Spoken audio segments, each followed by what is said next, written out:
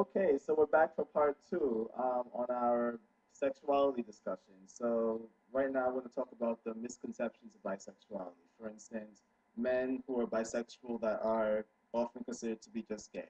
I mean, this happens a lot.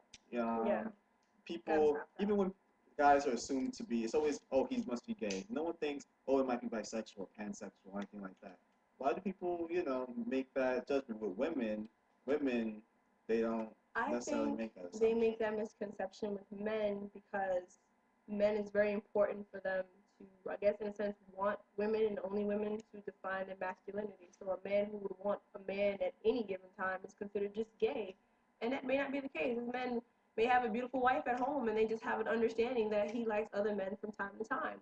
But it is really messed up and it is hurtful because he's not gay. He Right. is, by definition, he is not gay. He is bisexual. He likes both men and women, be it equally or favor one or the other. But I think it definitely happens because it's a misconception that your masculinity is defined by the amount of women or the fact that you do like women. And that's not the case. It's not. I think we should also discuss maybe the other side of it, where men who are just gay, who claim they're bisexual because they want to fit in with the other guys who like girls. Sometimes that happens. Yes, that happens too. And I can say this as I told many people a million times about many different things. If you ever have to pretend you are something that you are not to fit in with the crowd, that is not the crowd for you. Yeah. You do not fit in. The people who are supposed to accept you will accept you just as you are. If you like to wear pink panties and a bra and run around outside in a pink wig, your friends are going to accept you. If you have to pretend you don't like doing that, then those aren't people you need to be friends with. Yeah, it's It's true. just simple. Be yourself, and no one should ever have a problem or reason to disrespect you. The minute you start lying, you insult people's intelligence, and you set yourself up for failure. It's true.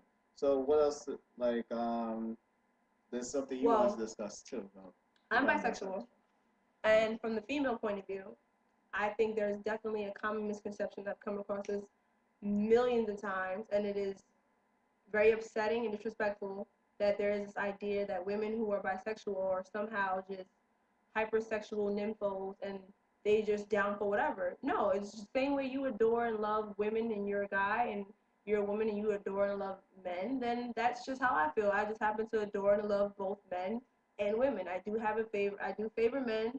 However, I don't like men and women so that I can do anything with anybody at any given time. That is not the case. When I have a girlfriend, I'm committed to my girlfriend and we respect each other. And when I have a boyfriend, it's the same thing. So for people to judge me and think that I do other things they see on TV is really unfair and it's hurtful and very disrespectful because Yeah. that is not exactly the character that I like to portray. I mean, that's a something that it's like you assume a lot of people assume that bisexuals can't be monogamous because, well, Yeah, if you like both, how can you live without that's being with both? another And misconception as well. think about it like this: if you're straight, you like women, does that mean you have to sleep with every woman you're attracted to? No. Exactly. And Just for all so the homophobes out there, cut it out. yeah, Okay? The same way every straight man doesn't want every woman that he sees, everybody gay doesn't want everybody they see either. Okay? So any straight men who are homophobes, every gay man doesn't want you. You just might not be his type.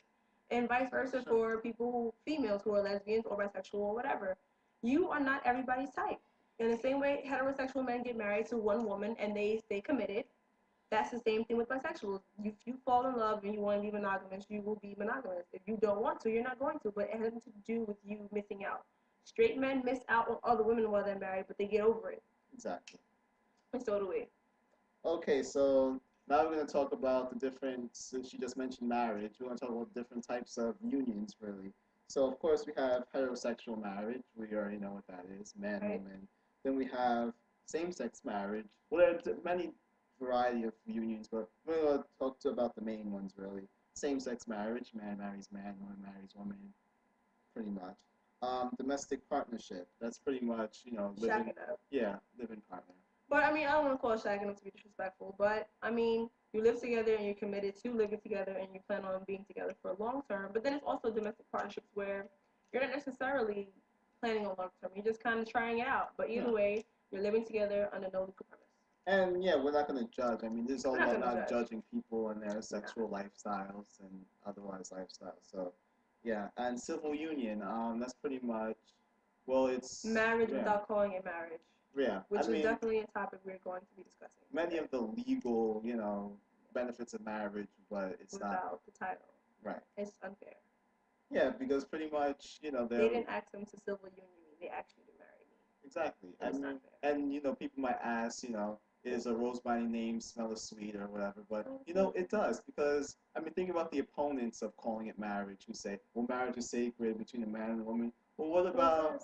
Well, then if it's so sacred to you, what about those gay couple that want to be married? That it means something to them too. It's just as sacred to them as it is to a man and woman. And what about the men and women who get married and they have no iota of an idea of what it is to be respectful, what it is to be committed, what it is to be in a loving relationship? What about those people? That doesn't make their marriage sacred anymore, does it? Exactly. I mean, exactly. Marrying for money these days. I turn and marry Tina. Bust her out. Wide Even open. gay people who marry straight people just for those legal benefits or for the image, they can look like they're straight. That's not sacred. That's not a way. People who have marriages of convenience, that's not sacred, but we allow it. Britney Spears was married for how many hours was it? And she got it. She canceled that. She's like, you know what? I don't like this marriage anymore. Delete. Yeah. So I mean, marriage could be defined in many ways. It's sacred to some people. It's not sacred to some people. The fact is, everyone should have a right to it. At the end of the day, marriage has two purposes. It is a custom, it is tradition, and it is a legal thing. It's three things. I guess it's three things. That's pretty much it is. It's a religious thing, it's a traditional thing, and it is a legal thing. Now, where you fall in within those three categories is up to you, but it definitely is one or more of those three things. After all, it is a free country, and so you have the right to pursue happiness. That is, you have the right to pursue happiness. No one has the right to tell you you can't do what you need to do to be happy. As long as what you want to do to be happy doesn't interfere with what I want to do to be happy, or anyone else, or anybody else, then it doesn't matter. And yeah, that's why I understand why a lot of people who oppose gay marriage, it's not really, well, we're going to get to that in a moment, but they're not really harming you directly. So you really I think a lot of it is fear. Yeah, I think so. When we get into the opposition, you will see that a lot of it is more indirect points as opposed to direct points where it actually has an effect on them. Yeah. And I feel like it's like a person who wants to go skydiving, but they're scared, so they make excuses the whole way there, so they don't have to do it. Pretty much. But they don't really have a good reason. Like, oh, I really, my stomach hurts. But this stomach, what does that have to do with you jump out the sky? Like, your stomach is still hurt while you fall, and it's not going to change anything if you stay on the ground.